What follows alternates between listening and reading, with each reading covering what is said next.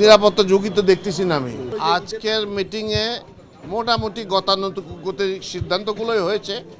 আপনারা জানেন যে আসন্ন রমজান চলছে, ঈদের ছুটি পড়ছে এই সময়, এবং আর একটা কী অনুষ্ঠান হচ্ছে 26শে মার্চ, এই তিনটে একসাথে পড়েছে। ফলে আমরা এগুলোর থ্রেড বিয়ার ডিসকাশন করেছি।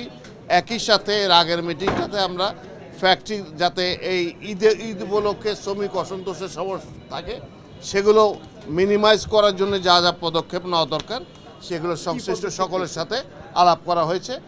যেমন শ্রমিকদের বেতন নির্ধারিত সময় তাদের যে আলাপ হয়েছে সেই নির্ধারিত সময় যাতে দেওয়া হয় সেটা আমরা নিশ্চিত করার জন্য বিকেএমই এর প্রধানরা আসছিলেন, তাদের সাথে কথা বলেছি। যমুনা ইলেকট্রনিক্স ঈদে ডাবল খুশি অফার সিজন 3, যে কোনো পণ্য কিনলেই পাচ্ছেন নিশ্চিত ঈদ উপহার।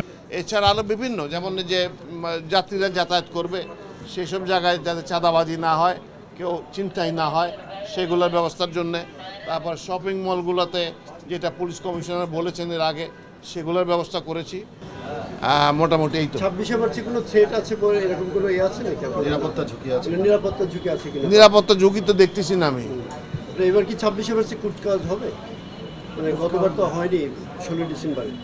এবারও হচ্ছে না। নর্মালি গতবারও যখন হয়নি এবারও হচ্ছে না এখন, কারণ আমরা এখন আছে একটা প্রধান উপদেষ্টা বলছেন একটা ওয়ার ফুটিংয়ে আছি, আমরা আনন্দ করার মেজাজে নাই। গার্মেন্টস ছুটির বিষয় কি ধাপে ধাপে সবসময় একটা সিদ্ধান্ত হয় বা একই সময় ছুটি না দিয়ে যানজটের ঈদের সময়? সেটা হতে পারে, ডিটেলস তারা ওয়ার্কআউট করবে। আমরা বলছি যে যেন বেতনটা সবাই নির্ধারিত সময় পায় এবং কোনো প্রপার্টি যাতে ধ্বংস না হয়। আমাদের সর্বাত্মক প্রস্তুতি থাকবে। আপনারা রিসেন্ট অল্প কিছুদিনের মধ্যে দেখেছেন পুলিশ শক্ত হয়েছে, কাজ চলছে, ইনশাল্লাহ আমরা কোনো থ্রেট দেখছি না। Risks are always there. We do not see any threats. Thank you very much. Thank you very much. এটা আপনার বিবেচনা করবেন।